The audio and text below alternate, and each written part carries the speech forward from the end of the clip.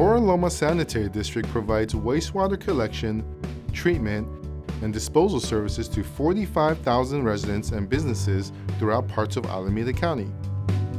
The multi-step treatment process to clean water operates 24 hours a day and 365 days a year to serve you, your family, and San Francisco Bay.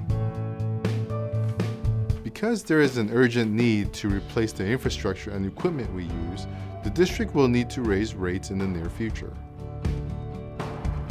From repairing and replacing sewer pipes under the streets to investing in state-of-the-art equipment at the treatment plant, we work hard to ensure the sewer system works for you. Keep in mind, our customers enjoy exceptional service at reasonable rates. In fact, they are among the lowest in Alameda County and one of the lowest in the state of California. Our current priorities include replacing 40 miles of old sewer pipe, constructing a new digester, a vital part of the treatment plant, and performing repairs and upgrades to pipes and pump stations throughout the district. Our Oro Loma team and board of directors are proud to provide these vital services to the community while keeping fiscal responsibility and environmental stewardship in mind.